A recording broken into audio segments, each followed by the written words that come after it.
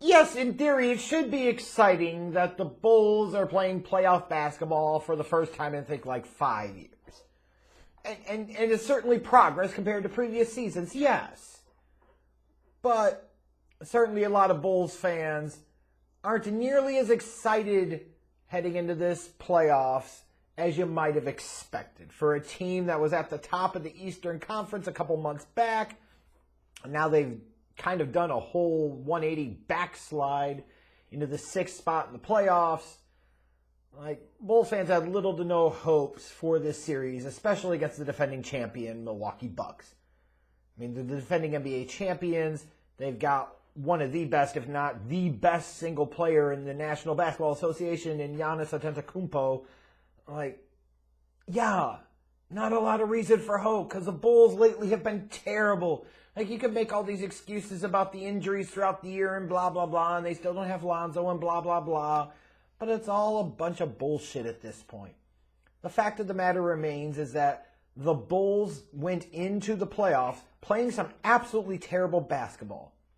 So certainly, while some Bulls fans were holding out hope, like this team could be competitive, holding out some hope that maybe this team could give Milwaukee a series, maybe being delusional, drunk, stoned, high, all of that shit, thinking that the Bulls could actually beat the Bucks in this series. Maybe. But I'll tell you, after that first quarter of last night's game, the low confidence in the Bulls certainly seemed validated, didn't it? The Bucks were up 34-21 after the first, and the Bulls are shooting like shit, which was absolutely the theme of the night.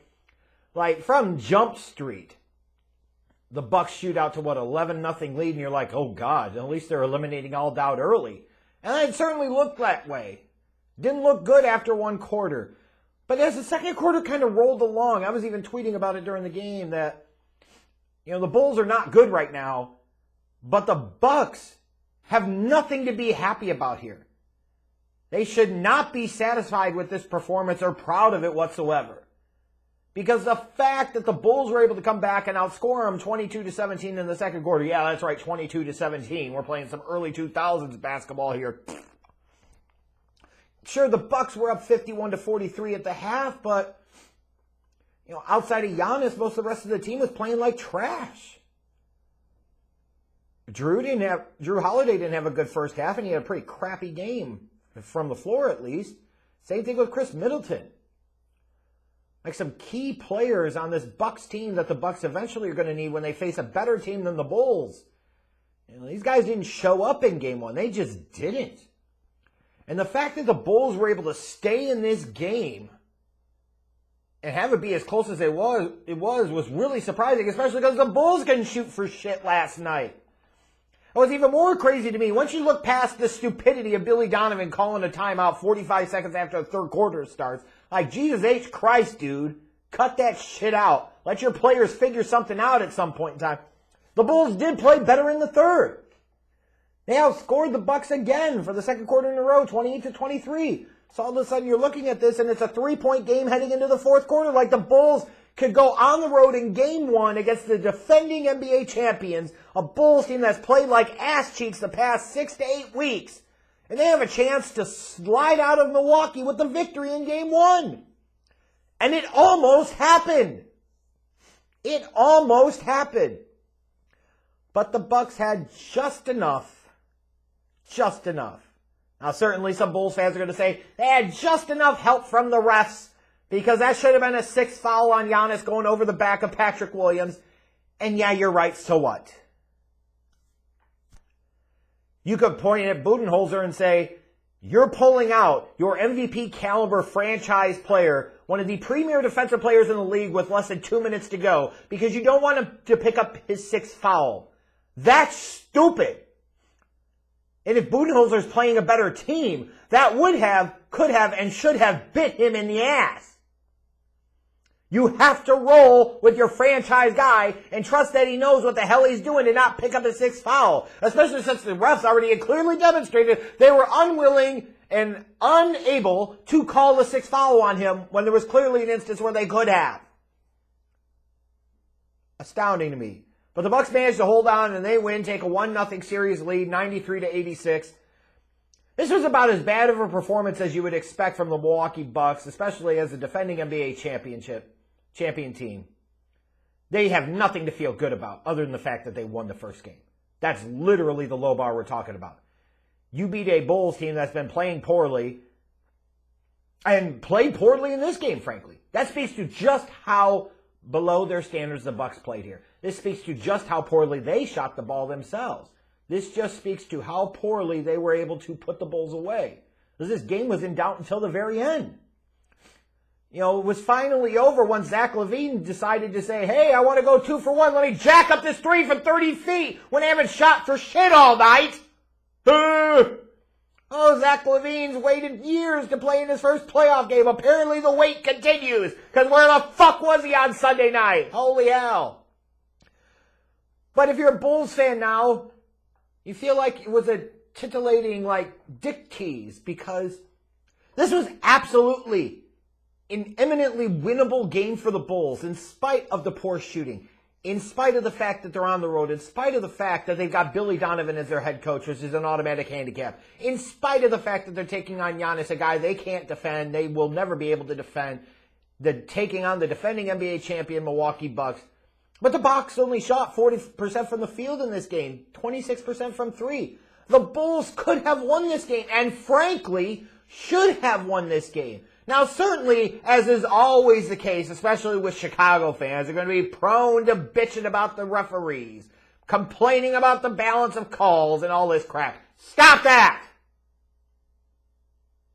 Sure, there were missed calls. The Patrick Williams call, you could also say, well, Patrick, you got to stand a little bit taller. And by the way, Patrick Williams, if you're going to be on the floor for 22, 23 minutes, you need to take more than 3 damn shots. Billy Donovan, you dumb dick, you need to figure out a way to get Patrick Williams to actually want to take more shots and craft that into your offense so he can take more shots, attack the basket more, force the Bucks to actually defend. Look at what you did in this game. You got Giannis into damn foul trouble. He had 5 fouls against a team that shot like shit.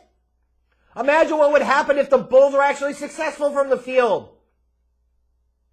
Go at him. You're not going to be able to stop him when the Bucks are on offense, so stop him a different way. Get him in foul trouble. Make him work every possession defensively. Because otherwise, if Patrick Williams is going to play like this, then he doesn't even need to be on the floor. Either step up or step the hell out of the way. But all this bitching about the refs, stop it. That's not why the Bulls won this game.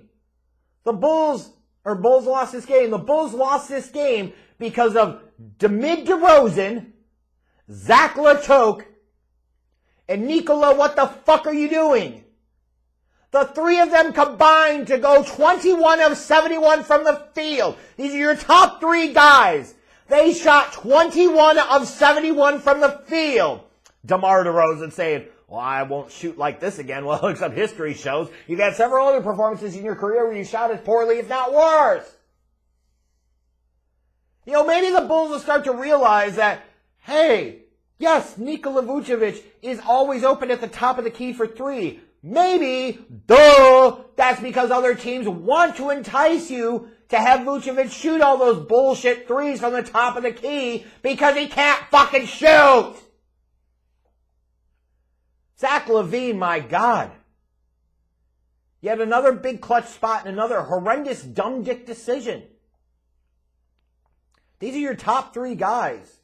And the fact that all 3 of them laid an egg like this in a game that was eminently winnable. If one of them had had a decent outing, the Bulls win this game. And please don't be the fool that sits there and say, well, Vucevic is the 3rd option. Vucevic took 27 shots. Technically in this game, he's the fucking number 1 offensive option. He was 9 of 27 from the field. What the fuck are you talking about? He was instrumental in them getting to this spot where they could win the game. If he would have shot better throughout the game, the Bulls would have won. You don't have to go on the big bender comeback in the 2nd, 3rd, and 4th quarters if your top 3 stars or even one of them shoot better during the first fucking 4 quarters of the game. A whole game. Oh, he helped us spark the run. No, he didn't. He put him in the goddamn bad spot they were in. The hell are you talking about? This was frustrating because if you want to compete with the Bucks and you want to have a shot to win this series at all, which is a pipe dream in and of itself, You must win this game one, especially when the Bucks have given you the opportunity to do so. They play like dog shit here.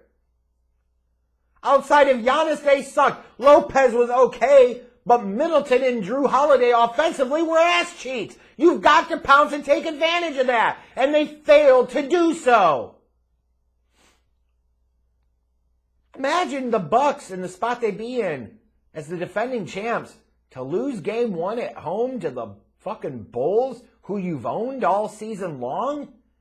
Yeah, it would spark some panic and concern for game two, and at least it would allow the Bulls to wrestle home court advantage technically in the series away from the Bucks. Now, not so much. This was a frustrating game because it was there for the taking. The Bulls' top three all played like dog shit, and there was nobody else that could step up and fill the void.